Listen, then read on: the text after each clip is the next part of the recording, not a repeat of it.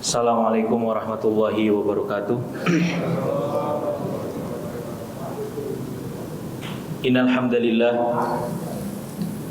nahmaduhu wa nasta'inuhu wa nastaghfiruh wa na'udzu bihi min shururi anfusina wa min sayyiati a'malina. May yahdihillahu fala mudhillalah wa may yudlil fala hadiyalah. Asyhadu an la ilaha illallah wahdahu la syarikalah wa asyhadu anna Muhammadan abduhu wa rasuluh wa safiyuhu wa khaliluh. Salawatu rabbi wa salamuhu alaihi wa ala alihi wa sahbihi wa sallama tasliman katsira. Qala Allah azza wa jalla, a'udzu billahi minasyaitonir rajim. Ya ayyuhalladzina amanu taqullaha haqqa tuqatih wa la tamutunna illa wa antum muslimun. Wahai orang-orang yang beriman, bertakwalah kalian kepada Allah dengan sebenar-benarnya takwa, dan jangan sekali-kali kalian mati kecuali dalam keadaan Islam. Lalu Allah Subhanahu wa taala juga berfirman, Ya ayyuhalladzina amanu taqullaha wa qulu qawlan sadida yuslih lakum a'malakum wa yaghfir lakum dzunubakum wa may yuti'illaha wa rasulahu faqad faza fawzan 'azima. Wahai orang-orang yang beriman, bertakwalah kalian kepada Allah dan berkatalah selalu dengan perkataan yang benar. Niscaya Allah Subhanahu wa taala akan memperbaiki amalan kalian. Niscaya Allah Subhanahu wa taala akan ampuni dosa-dosa kalian. Dan barang siapa yang taat kepada Allah dan taat kepada Rasul-Nya, maka sesungguhnya ia telah mendapatkan satu kemenangan yang agung. Fa inna asdaqal hadithi kitabullah, maka sebenar-benar perkataan adalah firman-Nya Allah Subhanahu wa taala. Wa khairul hadi hadi Muhammadin sallallahu alaihi wasallam, dan sebaik-baik petunjuk adalah petunjuknya Nabi kita Muhammad sallallahu alaihi wasallam. Wa syarrul umuri muhdatsatuha, dan seburuk-buruk perkara adalah perkara-perkara baru yang diada-adakan di dalam agama. Fa inna kulla muhdatsatin bid'ah, karena setiap perkara-perkara baru yang diada-adakan di dalam agama adalah bentuk kebid'ahan. Wa kullu bid'atin dhalalah, dan setiap kebid'ahan merupakan kesesatan. Wa kullu dhalalatin finnar, dan setiap kesesatan tempatnya adalah di neraka. Hadirin dan hadirat, pertama-tama marilah kita selalu panjatkan puja dan puji syukur kita kehadirat Allah Subhanahu wa taala atas limpahan rahmat, karunia dan inayahnya kepada kita bersama. Terkhusus adalah nikmat iman dan nikmat taufik kepada amalan soleh, sehingga hingga detik ini kita masih menjadi hamba-hamba Allah Subhanahu wa taala yang menjalankan ketaatan kepadanya.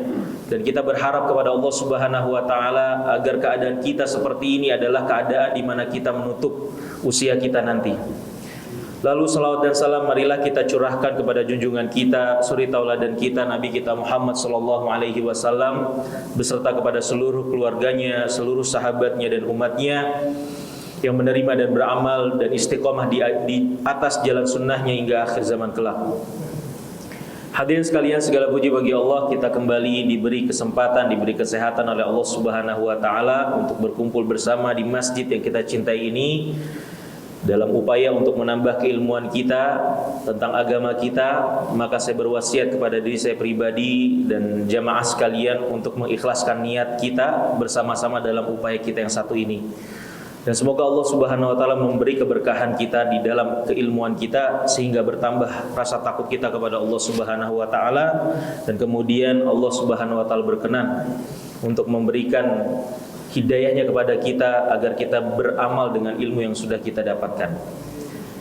Baik hadirin sekalian, ya, sebelum kita lanjutkan nasihat dari Syekhul Islam Ibnu Taimiyah, beliau pernah mengatakan bahwa yang namanya kenikmatan, senikmat apapun kenikmatan yang kita rasakan di dunia, maka itu sama sekali tidak akan pernah menyamai kenikmatan di akhirat kelak. Apa yang akan kita nikmati di surga, kecuali dua perkara kata beliau, yaitu apa? Nikmatul iman wa nikmatul ilm. Nikmatnya keimanan dan nikmatnya keilmuan.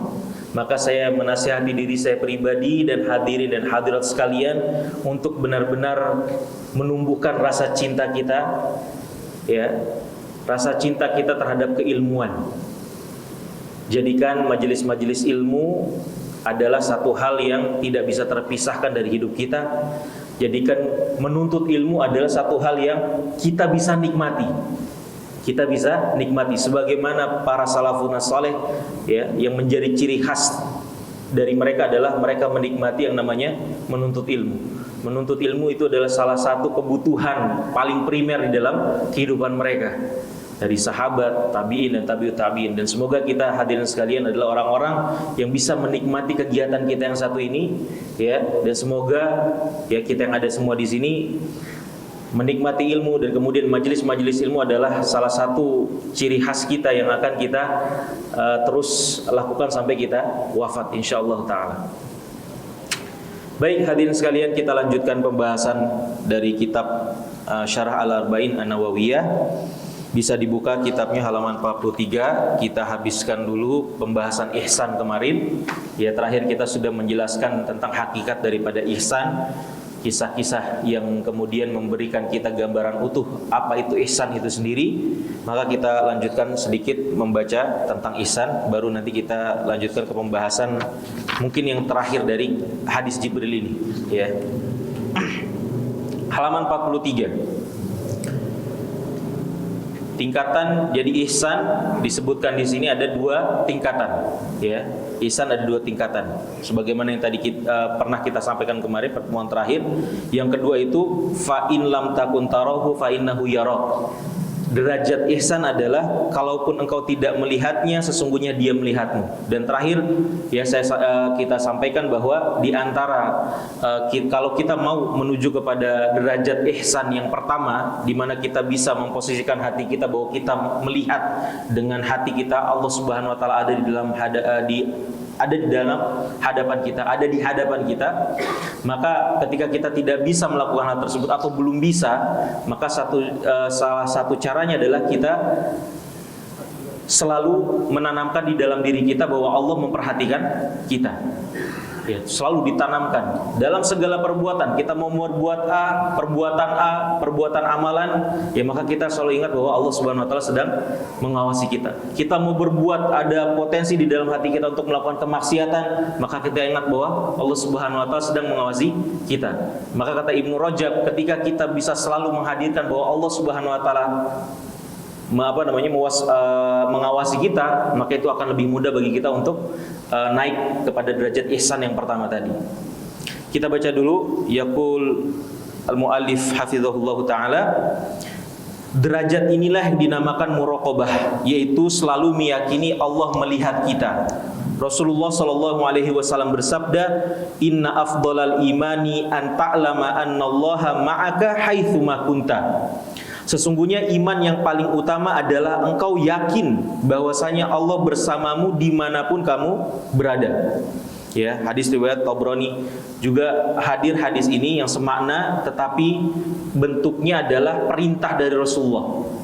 Ya, kata Rasulullah sallallahu alaihi wasallam, "Ittaqillaha haitsu ma kunta wa atbi'is sayyi'atal hasanata tamhuha wa khaliqin nasa bi khuluqin hasanin." Kata Rasulullah SAW, bertakwalah kalian kepada Allah dimanapun kalian berada, dan ikutilah perbuatan, iringilah perbuatan-perbuatan buruk kalian dengan perbuatan-perbuatan baik, sehingga apa? Perbuatan baik tersebut akan mengikis dosa-dosa dari perbuatan buruk kalian. Wa khaliqin nasa bi khuluqin hasanin, dan kemudian pergaulilah manusia dengan akhlak yang baik, kata Rasulullah SAW. Ketika kita sedang melakukan berbagai macam aktivitas, maka hendaknya kita senantiasa merasa Allah melihat kita. Ini tingkatan ihsan yang kedua yang harus kita pupuk terus di dalam hati kita. Ini adalah sesuatu yang perlu sering kita hadirkan dalam diri kita. Sejatinya seorang bisa mengukur kadar ihsannya sejauh mana ia merasa bahwasanya Allah sedang mengawasinya. Ya, kita bisa mengukur kita sudah termasuk orang-orang pada derajat ihsan atau belum. Dengan cara apa? Dengan cara kita introspeksi diri. Ya, ketika kita melakukan satu perbuatan, ada gak terbesit di dalam hati kita bahwa Allah sedang mengawasi kita? Ya. Oleh karenanya Ibnu Rajab Al-Hambali mengatakan, barang siapa yang berbuat ihsan, maka dia akan mendapatkan tambahan dari Allah Subhanahu wa taala. Allah Subhanahu wa taala berfirman, "Lilladzina ahsanul husna wa ziyadah." Bagi orang-orang yang berbuat baik ada pahala yang terbaik, surga dan tambahannya. Quran surat Yunus ayat 26. Dalam ayat ini Allah menjelaskan bahwa orang yang berbuat ihsan maka dia akan mendapatkan al-husna, yaitu surga, dan ziyadah, tambahan. Yaitu apa tambahannya? Melihat wajah Allah Azza wa Jalla.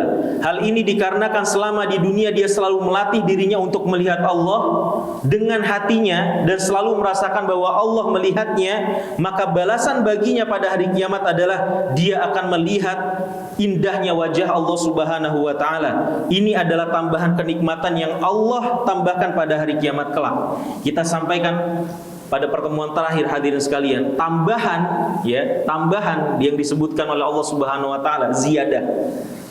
Ziyadah. Kalau di kita apa? Ziyadah itu satu hal yang sifatnya apa? Bonus, remeh daripada satu hal yang menjadi inti persoalan. Yang namanya tambahan ya sudah, lebih remeh daripada inti dari persoalan, namanya tambahan. Tetapi kata para ulama, tambahan ziyadah di surga apa? Melihat wajahnya Allah Subhanahu wa taala. Dan ini kenikmatan yang tidak bisa dikalahkan dengan kenikmatan-kenikmatan surga yang lain. Ya, kita sudah sampaikan kemarin ketika Allah Subhanahu wa taala menanyakan keadaannya para penghuni surga tentang kenikmatan-kenikmatan yang mereka dapatkan. Ketika Allah tanyakan kepada mereka, ada lagi yang mau ditambah, maka mereka apa? Yastaghribun. Mereka merasa asing, merasa aneh. Apalagi yang bisa ditambah dengan kenikmatan-kenikmatan ini? Sudah yang mereka inginkan semua mereka dapatkan, maka mereka bertanya apa lagi? Maka kemudian dibukalah tabir, mereka kemudian melihat kepada Allah Subhanahu wa taala. Maka tidak ada kenikmatan yang lebih besar daripada melihat wajah Allah Subhanahu wa taala. Dan di situ muallif hafizahullah taala membuat satu gambaran utuh tentang yang kita bahas antara ihsan, iman, dan kemudian kaitan ihsan dalam Islam, ihsan dalam iman, apa kaitannya? Disebut dengan pohon atau dianalogikan sebagai pohon. Bisa dilihat sendiri. Jadi hadirin sekalian, untuk menutup pembahasan ihsan ini, maka saya katakan hadirin, ini tingkatan agama, tingkatan agama kita. Iman, Islam, iman, dan ihsan. Maka seharusnya dan sudah sepatutnya kita sebagai seorang muslim meniti apa? Meniti tingkatan kita ini nih. Kita introspeksi diri kita masing-masing dan kemudian kita berusaha untuk sampai kepada level yang tertinggi yang sebagaimana disebutkan oleh Rasulullah SAW. Ingat Pak hadirin sekalian, kita sedang belajar, kita mempelajari agama kita, ilmu itu harus kita aplikasikan. Apalagi sekarang kita sudah mengerti bahwa agama itu ada tingkatan-tingkatannya. Maka dari itu hadirin, pertanyaan selanjutnya, bagaimana kita bisa menjadi seorang yang ihsan ini sampai kepada derajat ihsan? Maka ini saya sarikan ada tiga hal yang saya ambil dari perkataannya Ibnu Rajab dan Ibnu Hajar Al-Asqalani rahimahumullah. 3 langkah supaya kita bisa menjadi orang-orang yang ihsan atau muhsin. Yang pertama apa? Karena kita belajar bahwa agama ini ada tingkatan. Orang beriman itu pasti seorang muslim, Seorang yang muhsin, yang ihsan itu pasti imannya baik, imannya pasti baik, Seorang yang beriman pastinya Islamnya sudah baik. Begitu juga ketika kita mau menjadi seorang yang muhsin sampai ke derajat yang ihsan, maka keislaman kita harus baik. Maka ketika kita mau sampai kepada derajat ihsan, yang pertama kali kita harus lakukan adalah kita perbaiki keislaman kita. Artinya apa? Perbaiki amalan kita. Kenapa? Kata Allah Subhanahu wa taala di dalam sebuah hadis qudsi, riwayat Imam Al-Bukhari, kata Allah Subhanahu wa taala, "Ma taqarraba ilayya 'abdi bi syai'in ahabbu ilayya mimma aftaratuhu alaihi." Tidaklah hambaku itu bertakorup, mendekat kepadaku yang lebih aku cintai daripada apa? Satu hal yang aku wajibkan kepadanya, fardhu, amalan-amalan fardhu.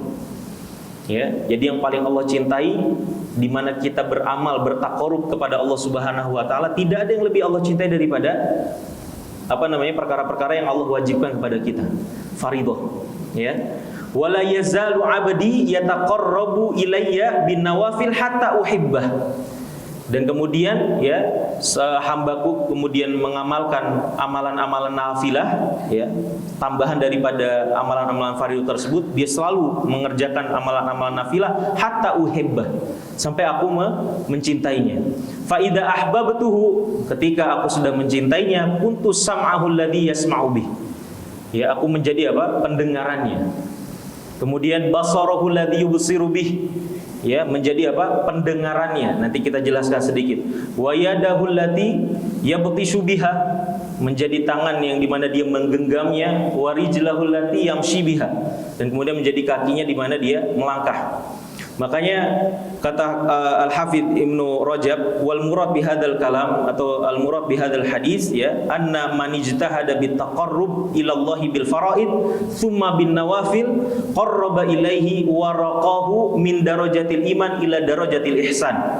Kata Ibnu Rajab Al-Hambali, barang siapa orang yang berusaha, ya, memperbaiki amalannya dengan menjalankan ibadah-ibadah fardunya yang Allah wajibkan kepadanya, kemudian dia tambah dengan nafilah, ya, dia tambah dengan amalan-amalan nafilah di luar daripada yang wajib, kemudian dia istiqomah di dalamnya, maka derajat dia, ya, naik dari derajat iman ke derajat ihsan. Ya, maka kalau mau sampai derajat ihsan, perbaiki nih amalan-amalan kita, dan jangan sampai salah skala prioritas. Yang prioritas itu amalan fardu apa nafilah? Amalan fardu. Jangan ketuker. Ada orang-orang yang ketuker nih, ya. Dia ngotot, misalnya sholat sholat malam misalnya, satu malam penuh dari habis isya sampai subuh hari. Ketika mau subuh hari tidur, ya, ketiduran, misalnya jam 9 baru bangun. Ini namanya salah prioritas, ya kan? Dia capek-capek saum, misalnya saum Senin Kamis, saum Daud misalnya. Ketika saum Ramadan enggak saum, ini juga salah prioritas. Yang diprioritaskan apa? Yang fardu, yang Allah wajibkan kepada kita, itu harus kita sempurnakan dahulu tuh. Ya, sholat wajib tuh benar-benar kita sempurnakan. Yang laki-laki di masjid tepat pada waktunya, ya, itu yang kita perbaiki dahulu, dan kita kemudian naikkan terus kualitasnya. Ya, baru sejalan dengan itu kita tambah dengan nafilah, sholat sunnahnya, sholat rawatibnya, ya, qiyamul lailnya. Begitu juga dengan saum sunnahnya dan ibadah-ibadah lainnya. Infak juga seperti itu. Yang wajib dulu, zakatnya dulu, ya kan? Zakat dulu. Zakat, kemudian setelah zakat baru infak, sedekah-sedekah yang mustahab. Maka kata Ibnu Rajab, ketika orang sudah bisa memenuhi, ya, kewajiban-kewajiban dia yang fardu-fardu atas dia, dan kemudian menambah dengan nafilahnya dengan baik, maka naik dari darajatul iman ke darajatul ihsan, ya, naik kelas. Dan kemudian apa? Fayasiru ya'budullaha 'alal huduri wal muraqabah ka'annahu yarahu. Ketika orang amalan fardunya baik, kemudian nafilahnya baik, ya, maka dia akan tertanam di dalam dirinya bahwa dia ketika beribadah kepada Allah Subhanahu wa taala, seolah-olah dia akan melihat Allah Subhanahu wa taala. Seolah dia melihat Allah Subhanahu wa taala, atau dia selalu merasa selalu diawasi oleh Allah Subhanahu wa taala. Ya, maka kemudian kata beliau, fayamtali'u qalbuhu bi ma'rifatillahi ta'ala. Ya, hatinya ini penuh dengan kecintaan terhadap Allah Subhanahu wa taala. Ya, dia cinta, dia takut, dia harap kepada Allah Subhanahu wa taala, dia rindu kepada Allah Subhanahu wa taala. Makanya ini salah satu konsep di dalam Ahlus Sunnah wal Jamaah yang namanya peribadatan zahir. Ibadah-ibadah zahir itu akan berdampak kepada keimanan di dalam hati. Semakin kita banyak melakukan ketaatan kepada Allah, akan semakin baik keimanan kita. Ya, ini konsekuensinya, Pak. Kita semakin baik sholatnya, akan semakin baik keimanan kita. Ya, ibadah-ibadah zahir itu akan mempengaruhi apa? Batin kita. Ya, maka ketika orang itu ibadahnya baik, semakin baik kondisi hatinya, ya, maka hatinya penuh dengan kecintaan kepada Allah, rasa takut kepada Allah Subhanahu wa taala. Maka ketika itu, ya, ketika dia melihat, ya, dia akan penglihatan dia akan apa? Akan melihat kepada apa yang Allah ridhoi. Ya, artinya dia pastikan apa yang dia lihat itu tidak membuat Allah Subhanahu wa taala murka. Ya, dia melihat apa yang dia lihat itu, dia pastikan bahwa Allah Subhanahu wa taala meridhoi apa yang dia lihat. Pendengaran dia pastikan apa yang dia dengar, ya, itu tidak membuat Allah murka. Selalu dia cari ridho Allah Subhanahu wa taala di dalam seluruh anggota tubuhnya. Dia mau melangkah nih, dia berpikir, ini Allah ridho tidak dengan tujuan saya, yang dia pegang, yang dia sentuh. Ini Allah ridho tidak dengan apa yang saya sentuh. Ya, maka darajatul ihsan itu seperti itu. Yang pertama apa, Pak? Memperbaiki apa? Keislaman kita, amalan zahir kita semuanya. Yang fardunya kita perhatikan, baru kemudian kita tambah dengan amalan nafilah. Yang kedua, Pak, ya, kata Ibnu Rajab juga Al-Hambali rahimahullahu taala, ketika kita mau sampai kepada derajat ihsan adalah yaitu meninggalkan hal-hal yang tidak bermanfaat.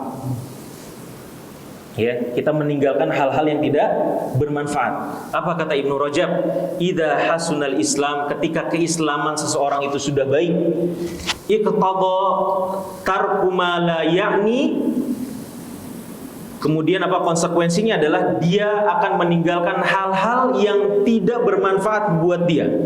Minal muharramat, ya. Apakah itu perkara-perkara haram? Wal mustabihat, perkara-perkara yang syubhat. Wal makruhat, perkara-perkara yang dibenci. Wa fudulul mubahat, ya, atau perkara-perkara yang boleh yang tidak diperlukan. Ya, perkara-perkara yang diperbolehkan tetapi tidak diperlukan. Allati la yuhtaju ilaiha. Ya. Makanya kata Rasulullah sallallahu alaihi wasallam apa? Min husni islamil mar'i tarkuhu ma la ya'ni. Ya, barometer baiknya keislaman seseorang adalah ketika dia meninggalkan apa yang tidak bermanfaat bagi dia. Fa inna hadza kullahu la ya'nil muslim idza kamula islamu. Ketika seseorang keislamannya sudah baik, sudah sempurna, maka hal-hal yang tadi itu, perkara-perkara haram, perkara-perkara yang syubhat, perkara-perkara yang makruh, perkara-perkara yang tidak perlu, itu tidak diperlukan lagi. Ya, seorang yang Islamnya sudah baik, enteng saja meninggalkan hal-hal tersebut. Ya. Mananya apa? Kalau keislamannya tidak baik, orang itu masih akan bergantung dengan hal-hal seperti ini. Ya. Orang-orang yang keislamannya belum baik, ya, dia nggak akan bisa meninggalkan khomer, padahal khomer itu haram. Bergantung dia dengan hal-hal tersebut. Ya kan? Orang-orang perkara masalah ini aja, masalah ngerumpi, ngopi di kedai kopi berjam-jam. Boleh nggak, Pak? Boleh nggak? Boleh, tapi perlu apa tidak? Tidak perlu. Tapi ketika orang tersebut keislamannya belum baik, dia akan susah meninggalkan itu. Meninggalkan kebiasaan-kebiasaan yang memang secara kacamata syariat tidak tidak dilarang, tetapi apa? Melalaikan. Ya, makanya dalam sebuah asar Umar bin Khattab mengatakan, ya, kunna nada'u tis'an, ya, minal asyarah min amril mubah makhafata an yuqi'ana fil haram. Kata Umar bin Khattab, kami terbiasa meninggalkan 9 hal yang mubah.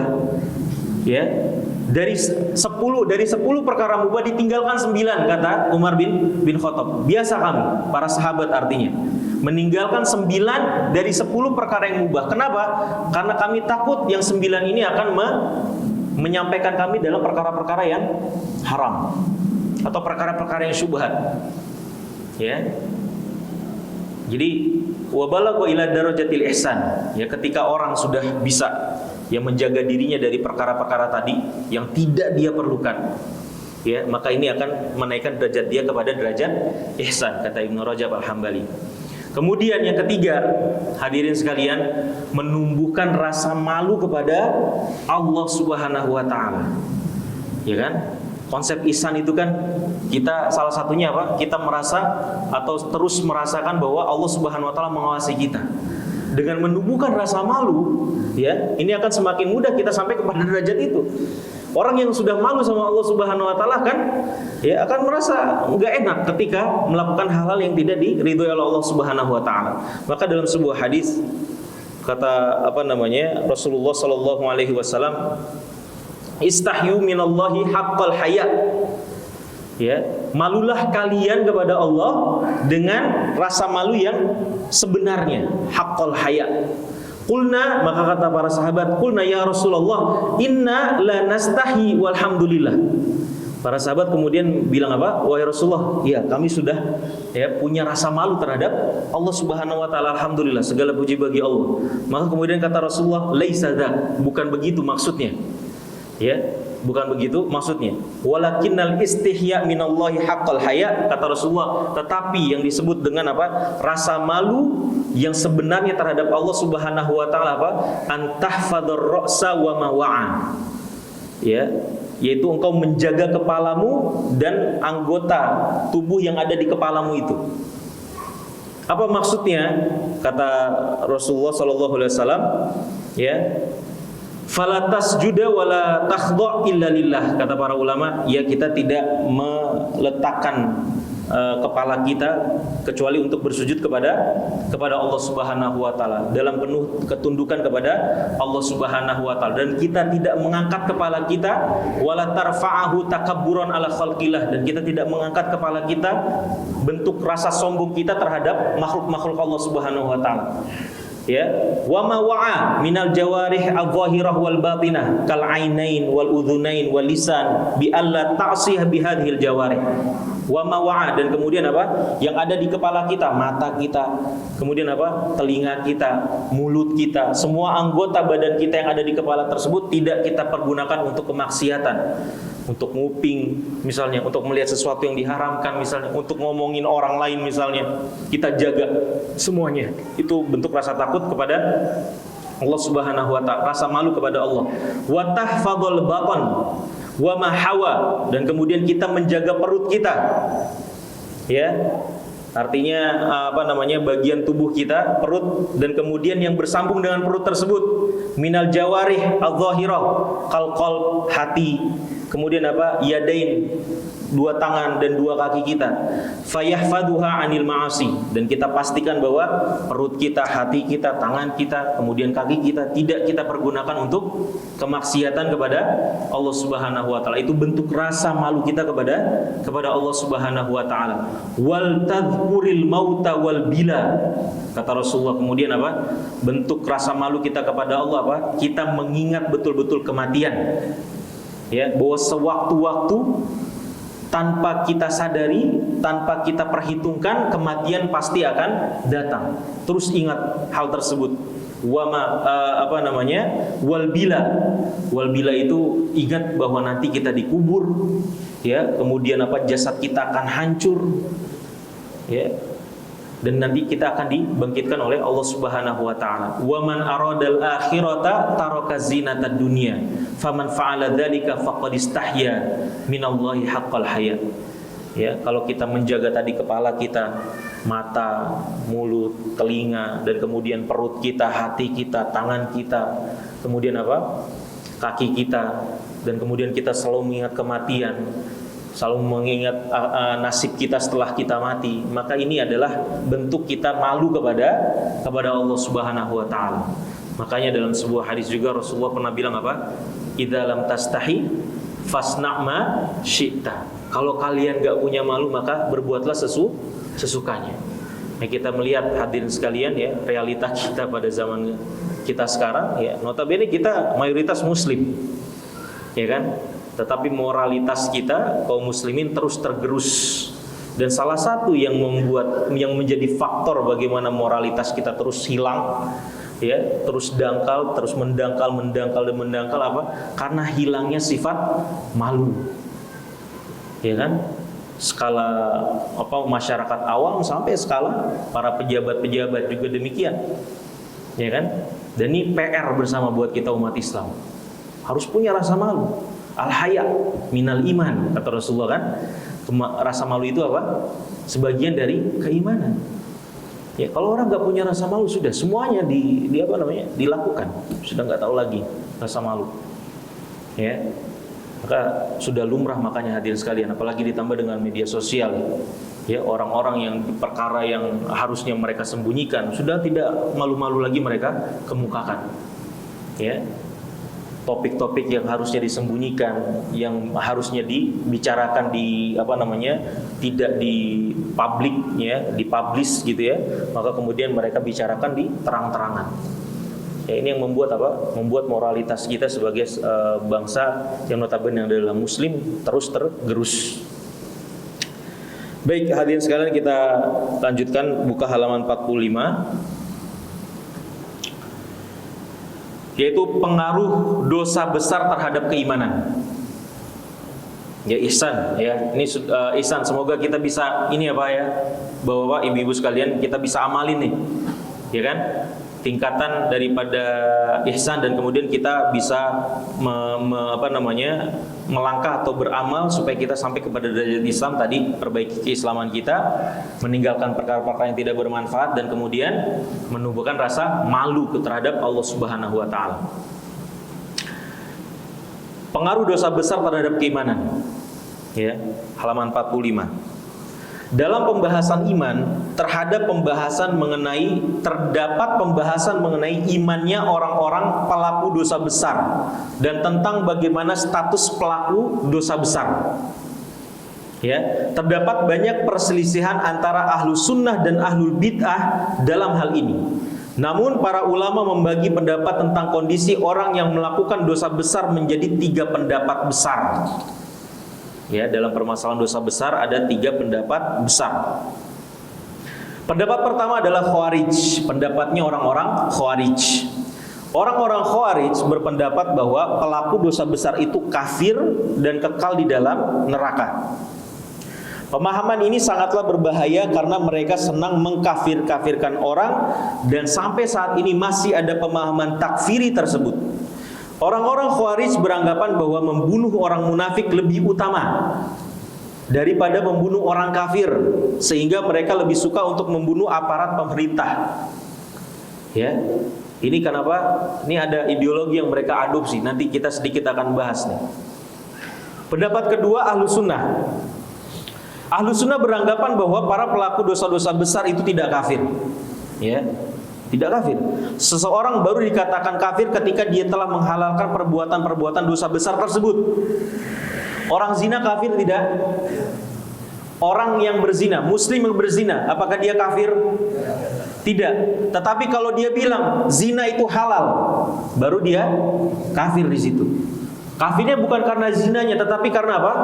Menghalalkan zinanya. Ya kan? Orang mencuri dosa besar bukan? Dosa besar. Apakah kemudian ketika orang mencuri, seorang muslim mencuri, dia kafir?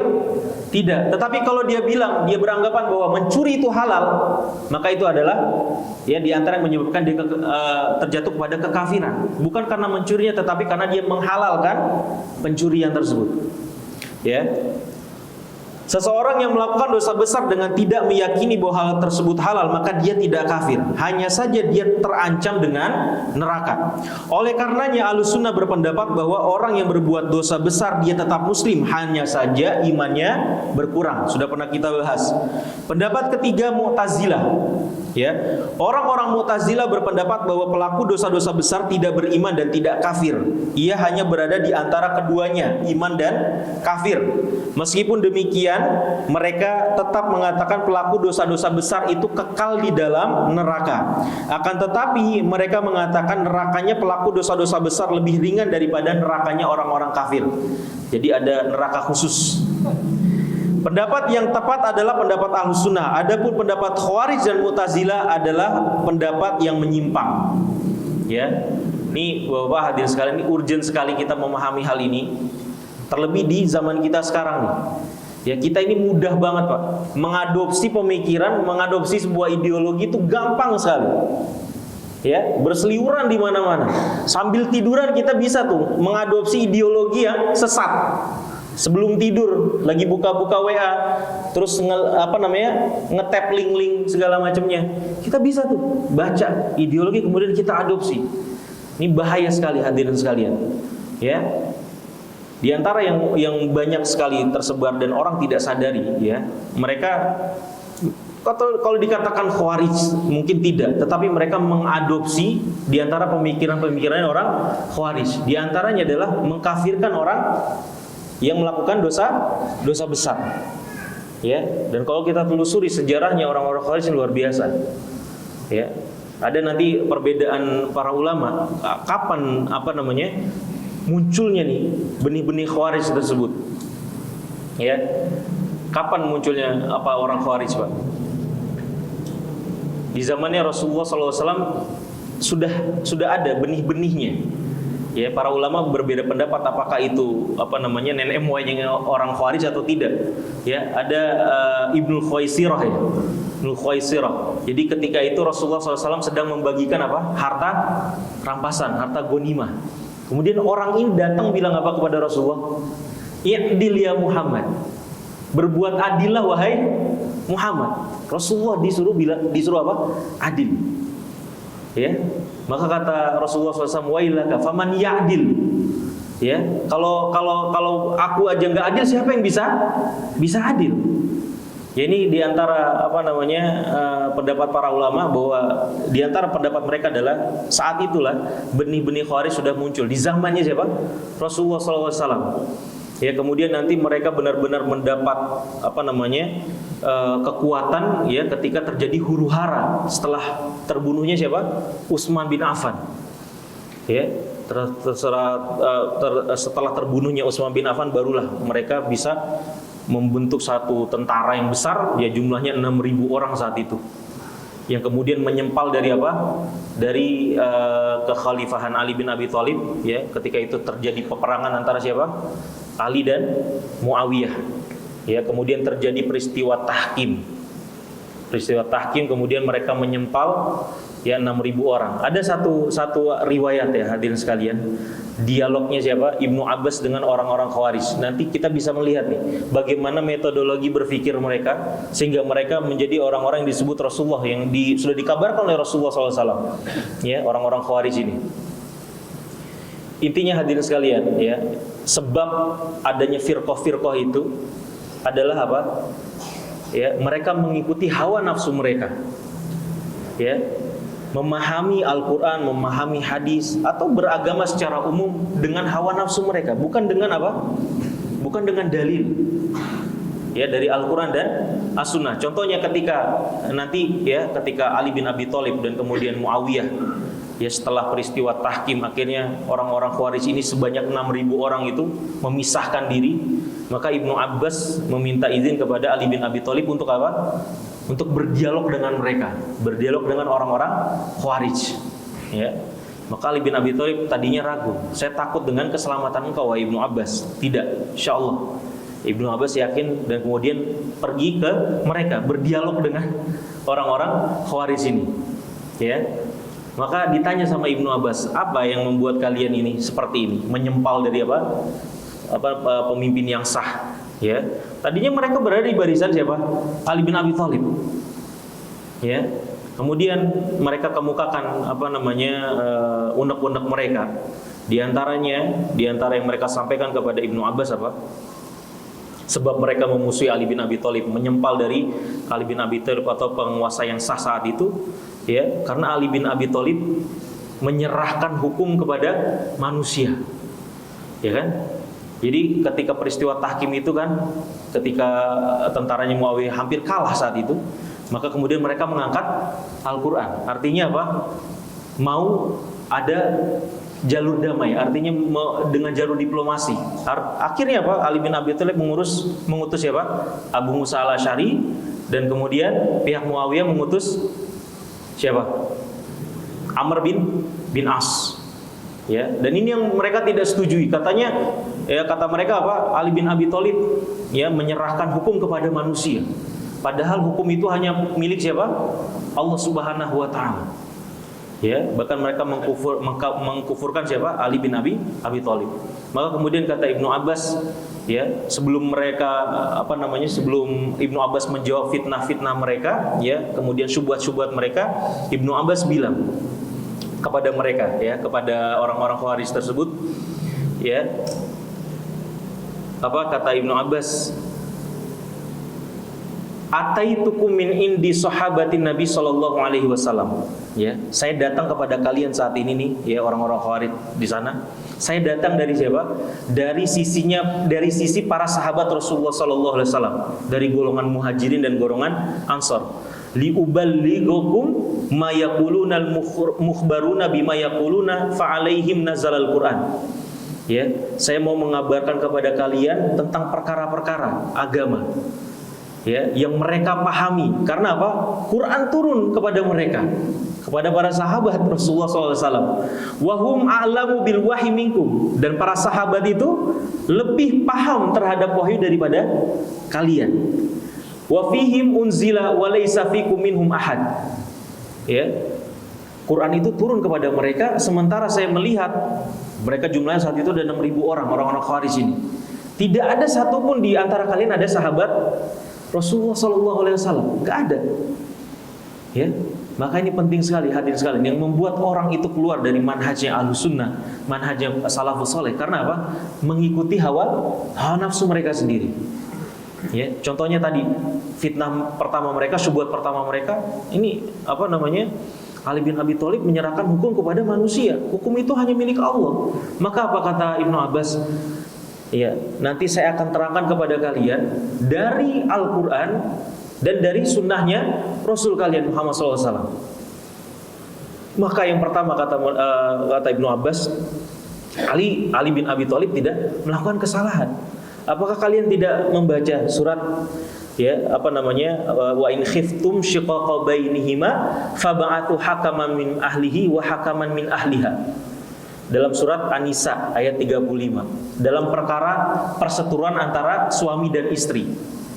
Ya, kata Ibnu Abbas, apa kata Allah? Fab'athu hakaman min ahlihi wa hakaman min ahliha. Kalau kalian, ya, khawatir ada percekcokan, ya, di antara suami dan istri, maka apa? Kirimlah seorang hakim dari pihak suami dan kirimlah seorang hakim dari pihak istri. Disuruh tuh, ditunjuk tuh. Allah Subhanahu wa taala perintahkan untuk mendapatkan solusi, masing-masing menunjuk hakim. Manusia tuh yang ditunjuk. Ya kan? Terbantahkan enggak apa yang diyakini orang-orang Khawarij? Ya, apakah kalau persoalan suami istri saja Allah mengizinkan adanya apa? Hakim dari, ya, masing-masing pihak suami, pihak istri manusia. Apakah ini perkara apa? Perkara darah nih kaum muslim lagi berseteru mereka. Pertumpahnya darah. Apakah tidak boleh? Kalau dalam persoalan rumah tangga saja boleh. Kenapa dalam persoalan, ya, besar urusan darah kaum muslimin tidak diperbolehkan? Ya, itu syubhat mereka yang pertama. Syubhat mereka yang berikutnya apa? Kata mereka, Ali bin Abi Thalib menghapus gelar Amirul Mukminin. Ya, Ali bin Abi Thalib nggak mau dipanggil Amirul Mukminin. Maka kemudian yang mereka pikirkan, lihat istimbat mereka nih, ya, cara mereka mengambil apa namanya, mengambil keputusan lucu sekali. Kalau bukan Amirul Mukminin berarti Amirul Kafirin. Berarti apa? Ali bin Abi Thalib Amirul Kafirin. Karena apa? Dia bukan Amirul Mukminin, berarti Amirul Kafirin. Ya, maka dijawab lagi dengan apa? Dengan hadis oleh Ibnu Abbas radhiyallahu taala anhuma. Ya, maka kemudian kata Ibnu Abbas apa? Wa amma qaulukum maha ismahu min amiril mu'minin. Ya, kemudian adapun pendapat kalian bahwa Ali bin Abi Thalib menghapus gelarnya sebagai Amirul Mukminin, fa ana atikum biman, ya, tardawna wa urikum qad sami'tum anna Nabiy sallallahu alaihi wasallam yaumal Hudaybiyah kata Suhail bin Amr. Bagaimana metodenya siapa? Ibnu Abbas membantah orang Khawarij dengan dalil-dalil. Ya, sementara orang-orang Khawarij, ya, ideologi mereka berdasarkan apa? Hawa nafsu saja semata, nggak ada dalilnya. Ya, masa kalau nggak mau digelari Amirul Mukminin berarti Amirul Kafirin? Kayak anak kecil berarti. Ya, maka dibantah sama Ibnu Abbas dengan dalil. Bukankah ketika perjanjian Hudaybiyah, ketika apa? Rasulullah SAW berdialog, ya, merumuskan perjanjian Hudaybiyah dengan Suhail bin Amr. Ya, saat itu Rasulullah kemudian apa? Menulis hadza mastalaha alaihi Muhammadun Rasulullah. Ini yang disepakati oleh Muhammad Rasulullah. Maka kemudian dibantah oleh orang-orang musyrik saat itu. La wallahi ma na'lamu innaka Rasulullah, law na'lamu innaka Rasulullah ma qatalnak. Maka orang-orang musyrik ketika itu tunggu. Ya. Kita tidak meyakini engkau sebagai Rasulullah. Kalau kita meyakini engkau sebagai Rasulullah, tentu nggak ada akan terjadi peperangan antara kita sama engkau. Kita nggak mengakui kamu adalah Rasulullah. Maka kemudian apa kata Rasulullah kepada Ali bin Abi Thalib? Ya, hapus wahai Ali. Ya, hapus di gelar Rasulullah tersebut. Kemudian ganti dengan apa? Hadza mastalaha alaihi Muhammad ibnu Abdillah. Ini adalah yang disepakati oleh siapa? Muhammad ibnu Abdillah. Fa wallahi la Rasulullah khairum min Ali. Maka kata Ibnu Abbas, demi Allah, Rasulullah itu lebih baik daripada Ali bin Abi Thalib. Wa ma akhrajahu minan nubuwah hina maha nafsah. Ya, dan kemudian sungguh Rasulullah SAW menghapus Rasulullah dari namanya. Apakah serta-merta kemudian nubuahnya Rasulullah kemudian hilang? Apakah Rasulullah bukan menjadi Rasul lagi? Karena apa? Beliau menghapus gelarnya sebagai Rasulullah. Begitu juga Ali bin Abi Thalib, bukan berarti dia menghapus gelar Amirul Mukminin, dia bukan menjadi Amirul Mukminin lagi. Itu cuma gelar tertulis. Ya, azan ya Pak. Baik. Kita lanjutkan nanti setelah salat insyaallah. Bismillahirrahmanirrahim. Wassalamu ala Rasulillah wa ba'd.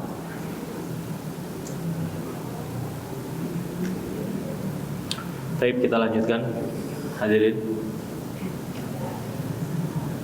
Ya, jadi tadi kita sampaikan sebelum jeda bagaimana cara berpikirnya, metodologi berpikirnya orang-orang Khawarij. Ya, ketika berdiskusi dengan Ibnu Abbas, kita bisa melihat perbedaan mencolok. Orang-orang Khawarij, dalil mereka, istidlal mereka dari mana? Hawa nafsu mereka, pikiran mereka saja, ro'ih mereka saja. Ya, sementara Ibnu Abbas membantah mereka dengan apa? Dalil Al-Quran, dalil dari As-Sunnah. Makanya Rasulullah SAW pernah bersabda kepada para sahabatnya, ya, taraktu fikum amrayni lan tadillu abada in tamassaktum bihima. Ya, saya tinggalkan dua perkara. Kalau kalian berpegang dengan dua hal ini, kalian tidak akan pernah tersesat selamanya. Itu apa? Kitabullah wa sunnatu Rasul. Ya, kitabullah yang pertama kitab Allah Subhanahu wa taala dan sunnahnya Rasulullah sallallahu alaihi wasallam. Ini penting sekali hadirin sekalian. Ya, terutama tadi realita kita zaman sekarang, kita mudah sekali membaca ya ideologi-ideologi yang tidak benar gitu ya. Maka kita harus pastikan ketika kita mendapatkan sesuatu, membaca sesuatu misalnya, dalam itu berkaitan dengan agama kita, kita pastikan ada dalilnya atau tidak. Ya. Jangan sampai Umar bin Khattab pernah bilang, "Iyyakum wa sahibar ra'i." Hati-hati sama sahibur ra'i. Orang yang beragama itu hanya modal apa?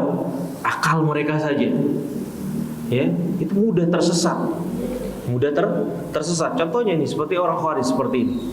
Ya, bagaimana mereka mendasarkan ini pada perkara yang besar lagi, Pak. Keluar dari apa? Ketaatan kepada pemimpin yang sah. Dengan mudahnya mereka seperti itu bermodalkan apa? Hawa nafsu mereka saja. Ya. Begitu juga orang Mu'tazilah. Ya, begitu juga orang Mu'tazilah. Kenapa disebut dengan Mu'tazilah, Pak? Kenapa disebut dengan Mu'tazilah? Ya, jadi ini Mu'tazilah itu dari asal kata i'tazala. I'tazala ya'tazilu. Pelakunya Mu'tazil. Ya, disebut dengan Mu'tazilah. Jadi waktu itu pada majelisnya Hasan Al-Basri. Ya, saat itu orang-orang di majelis ilmunya Hasan Al-Basri sedang membahas satu topik di mana saat itu muncul orang-orang yang mengkafirkan pelaku dosa-dosa besar. Ya. Ideologinya orang-orang Khawarij saat itu sedang marak diperbincangkan sama orang. Nah, saat itu sedang juga diperbincangkan di majelisnya Hasan Al-Basri. Ya. Maka kemudian Hasan Al-Basri belum menjawab, kemudian ada orang namanya Wasil bin Atha dan Amr bin Ubaid. Wasil bin Atha dan Amr bin Ubaid ini salah satu pentolannya atau orang pentingnya orang-orang Mu'tazilah. Ya, ketika lagi diperbincangkan ada orang-orang yang mengkafirkan pelaku dosa-dosa besar, maka Wasil bin Atha bilang, menurut saya, lihat, ya kan? Menurut saya pelaku dosa besar itu bukan muslim juga bukan kafir. Menurut dia, ya, sekali lagi ketika beragama kemudian tidak berdasarkan dalil, kemudian berdasarkan hawa nafsu saja, ro'yu dia saja, ya, maka dia berpendapat tidak merupakan seorang muslim, tidak disebut juga orang beriman, tidak bukan disebut orang kafir, ya, baina manzilatain, ya, di antara dua ini statusnya. Perbedaannya hanya kalau orang Khawarij mengakui orang-orang yang melakukan dosa besar itu kekal di dalam neraka, orang-orang Mu'tazilah pun kekal di dalam neraka. Mereka berpendapat, ya. Kenapa? Hujan. Masih air, tenang aja. Ya. Nah, kemudian Wasil bin Atha ya'tazil. Artinya dia keluar dari majelisnya siapa? Hasan Al-Basri. Maka kemudian Hasan Al-Basri bilang, "I'tazala anna." Ya, dia keluar atau i'tazala menyendiri. I'tazala itu menyendiri, beruzlah. Ya. Keluar dari barisan kita. I'tazala namanya apa? Mu'tazil. Ya, Mu'tazilun. Jadi artinya Mu'tazilah. Dan di antara pokok-pokok pemahaman yang Mu'tazilah semuanya dari hawa nafsu mereka. Ya, pokok-pokok dasar pemikiran yang Mu'tazilah. Contohnya mereka menolak semua sifat Allah. Nih, perkaranya orang-orang Mu'tazilah. Sifat-sifat Allah yang Allah kabarkan di dalam Al-Quran dan sunnah-sunnah Rasulullah SAW ditolak sama semua mereka. Ya, kemudian dalam masalah takdir dia ikut Qadariyah. Orang-orang Mu'tazilah ini Qadariyah. Artinya apa? Menolak takdir. Karena orang Mu'tazilah ini orang yang mengandalkan benar-benar apa? Akal mereka saja. Akal di atas wahyu. Artinya apa? Wahyu itu diukur dengan akal mereka. Kalau tidak sesuai dengan akal mereka atau tidak sampai akal mereka, ya, maka kemudian wahyu itu ditolak sama mereka. Seperti ini model beragamanya. Ya, makanya yang namanya Mu'tazilah, ada neo Mu'tazilah. Meskipun namanya bukan Mu'tazilah, tetapi sebagian dari kaum muslimin ya mengadopsi pemikiran-pemikiran mereka. Ya kan, mendahulukan akal daripada wahyu. Ini lumrah sekali kita dapatkan. Mereka orang-orang liberal, ya kan, orang-orang yang katakan muslim liberal seperti Islam tapi liberal. Ya seperti ini pokok pemikiran mereka sebenarnya mereka adopsi dari orang-orang Mu'tazilah. Ya, wahyu Al-Quran, As-Sunnah diukur pakai akal mereka. Kalau tidak sesuai ya sudah, yang dikorbankan apa? Akal mereka apa? Wahyu ditolak sama mereka. Ya, dan kemudian apa? Meniadakan bahwa Allah Subhanahu wa taala bisa dilihat nanti di hari kiamat atau di jannahnya Allah Subhanahu wa taala. Ya, dan kemudian sebagaimana tadi orang-orang Khawarij pelaku dosa besar itu kekal di dalam neraka. Ya, dan kemudian di antara pokok kesesatan mereka juga orang-orang beriman itu ya tidak akan masuk neraka. Ya, orang-orang beriman itu meskipun dia punya dosa-dosa hanya mampir saja. Mampir doang. Ya. Kenapa? Menurut mereka, lagi-lagi menurut mereka, ya, bahwa kalau orang masuk neraka itu nggak bakal bisa keluar. Ya kan? Nggak bakal bisa keluar. Ini kesesatan mereka seperti itu. Ya, dan kemudian bahwa surga dan neraka tidak kekal, akan berakhir. Ya, dan kemudian mereka juga mengatakan Allah itu ada di mana-mana, di setiap tempat. Allah fi kulli makan atau Allah bi kulli makan. Ya, dan kemudian mengingkari adanya siksa kubur. Banyak sekali perkara-perkara yang mereka tolak dari perkara syariat ini. Ya. Dan di antara sebabnya adalah tadi hadirin sekalian, ya, hawa nafsu. Beragama dengan bermodalkan hawa nafsu, tidak mengikuti wahyu. Sementara agama kita sifatnya adalah ya berpondasikan wahyu. Ya, ibadah, kemudian keyakinan, akidah, semuanya harus berdasarkan dengan wahyu, harus ada dalilnya. Nggak bisa kita berinovasi, nggak bisa kita kemudian ngebikin-bikin, tersesat. Ya makanya nanti ya mungkin pertemuan berikutnya nanti kita akan sedikit kronologi terjadinya perpecahan, terjadinya firqah sesat itu unik sebenarnya kejadian mereka itu ya. Nanti ada orang-orang Khawarij ya.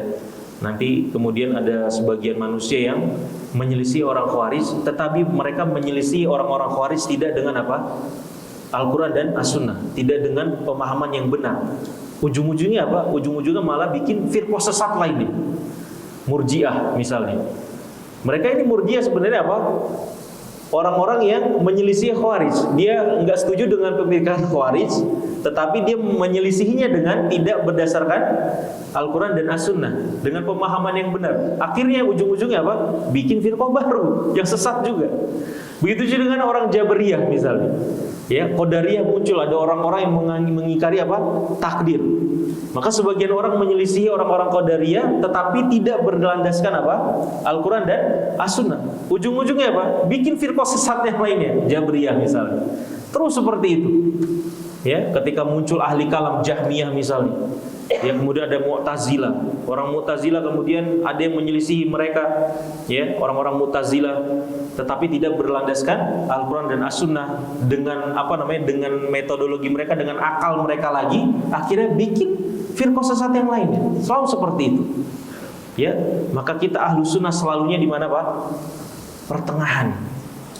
Ya, kita berpegang dengan Al-Quran dan As-Sunnah, dengan pemahaman yang sahih, dengan pemahaman yang benar.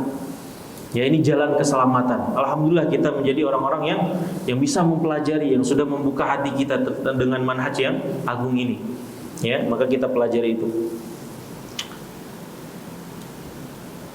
Baik hadirin sekalian, mungkin kita lanjut ke kuis. Mungkin ada pertanyaan sebelumnya.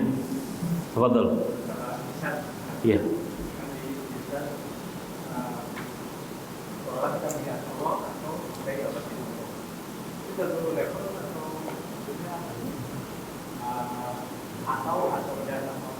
Enggak. Jadi dua level yang berbeda. Sebagaimana kata Ibnu Rajab Al-Hambali, ini sebagaimana kata Rasulullah SAW juga. Berbeda level. Jadi level pertama, yang level paling tinggi adalah kita bisa memposisikan hati kita, merasakan di dalam hati kita bahwa kita seolah-olah melihat Allah Subhanahu wa taala. Kita bisa memproyeksikan bahwa Allah Subhanahu wa taala ada di hadapan kita. Ini derajat yang paling tinggi di dalam ihsan. Ya. Terus derajat keduanya di dalam ihsan, dan ini tinggi juga, ya. Derajat keduanya ketika kita tidak bisa, maka kita derajat ihsan yang kedua yaitu kita menghadirkan kesadaran di dalam hati kita bahwa kita selalu diawasi oleh Allah Subhanahu wa taala. Beda kan? Yang pertama kita benar-benar menghadirkan bahwa kita bisa melihat Allah Subhanahu wa taala dengan hati kita. Yang kedua kita merasa selalu diawasi oleh Allah Subhanahu wa taala. Ini dua tingkatan yang berbeda. Makanya kata Ibnu Rajab Al-Hambali, kalau kita belum sampai kepada derajat yang pertama, bahwa hati kita bisa memproyeksikan bahwa Allah Subhanahu wa taala ada di hadapan kita dalam setiap waktu, dalam setiap keadaan, dalam setiap ibadah kita, maka biasakan di dalam di dalam hati kita selalu kita menghadirkan kesadaran Allah sedang mengawasi kita. Ya.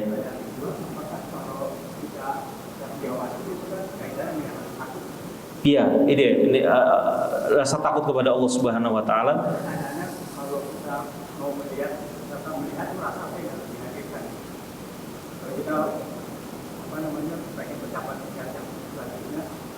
Khauf, kalau yang muraqabah itu lebih kepada khauf, ya. Kalau misalnya kemudian menghadirkan Allah Subhanahu wa taala di hadapan kita, ar-raja, ya, penuh dengan harapan.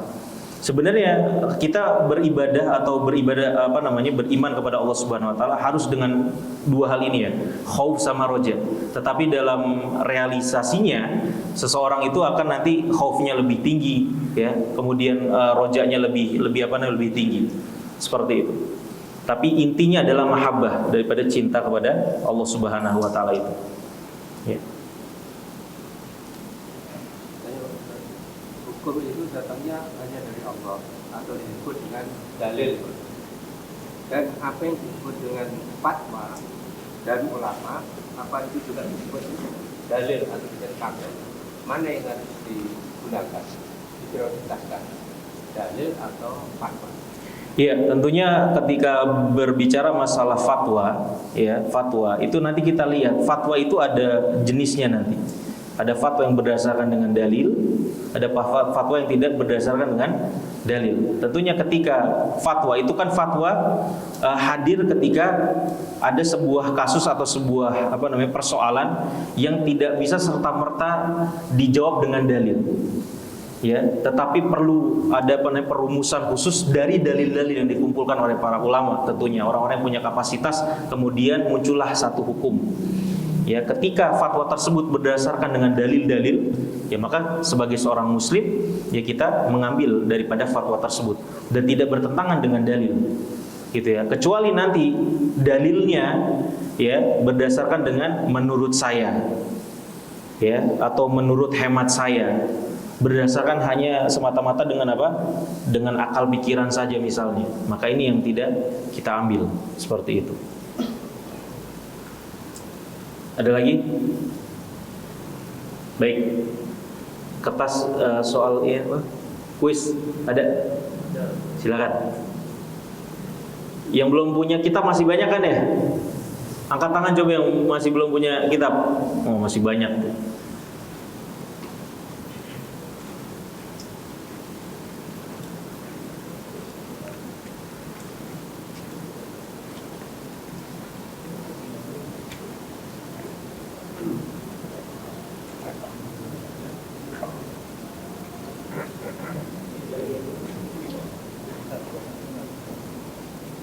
Terkait dengan tadi dari fatwa berkaitan dengan pemain itu lebih sama di mana? Nanti di luar ya. Di luar aja nanti. Kemarin ke stadion? Enggak.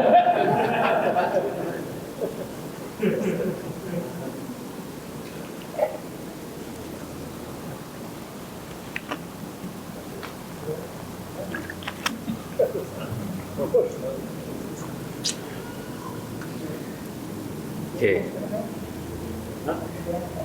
Soalnya mau dari pekan ini apa malam ini apa pekan yang lalu? Hah? Malam ini aja. Nih, siap-siap nih. Gampang.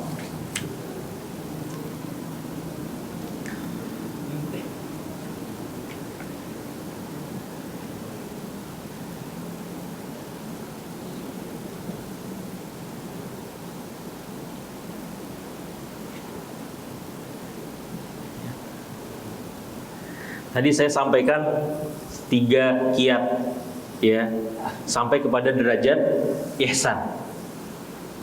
Ya, yang kita sarikan dari pendapatnya Ibnu Hajar dan Ibnu Rajab rahimahumullah. Apa aja itu? Cara kita sampai kepada derajat ihsan. Ya.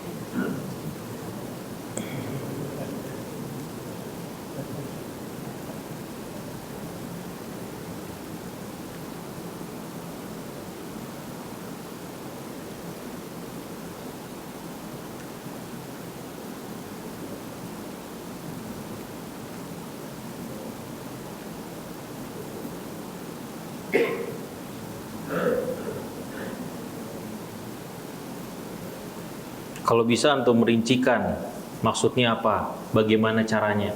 Karena kalau cuman poin-poin saja sama semua nanti.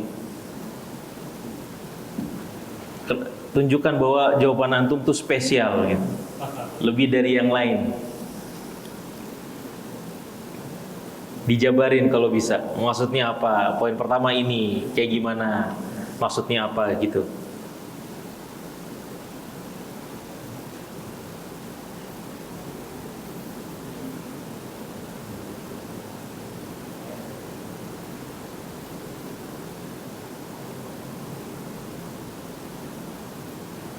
Yang udah dapet kitab nggak masalah, biar bisa amal soleh, kasih orang yang menurut antum rajin gitu ya, antum kasih.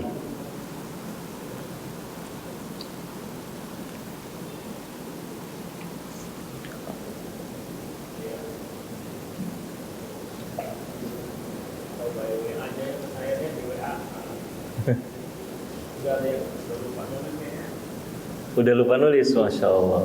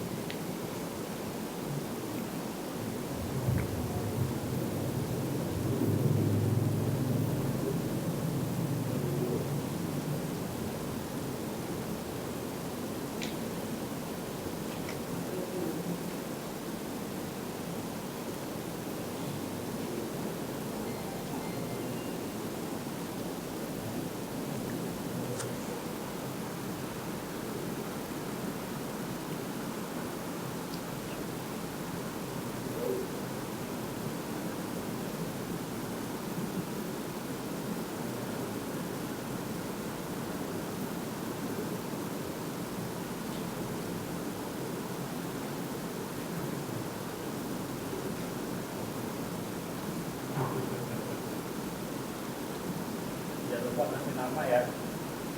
Iya, nama.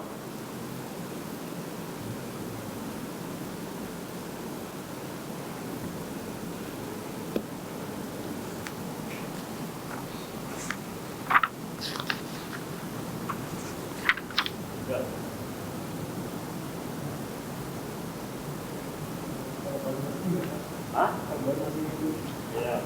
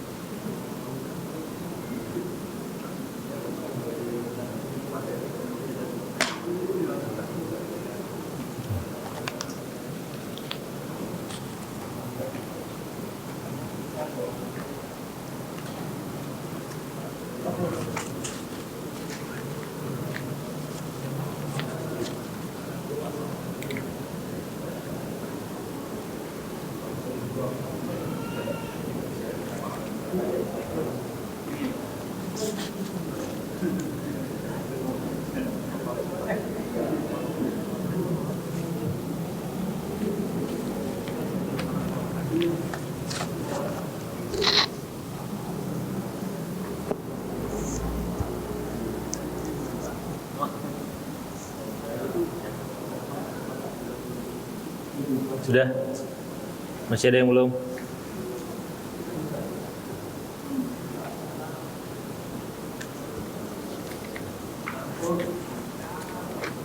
Ya.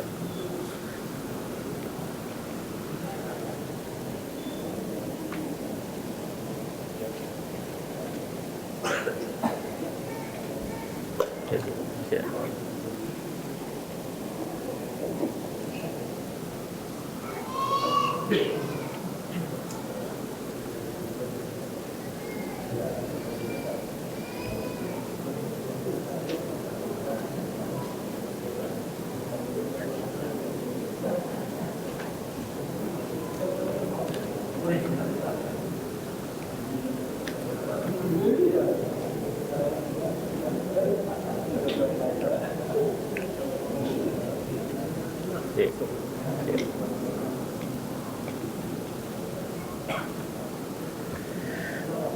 Baik, ikhwas sekalian, kita cukupkan materi kita pada malam hari ini. Insyaallah kita lanjutkan pada pekan berikutnya. Alhamdulillahirabbil alamin. Subhanakallahumma wihamdik asyhadu an la ilaha illa anta astaghfiruka wa atubu ilaik.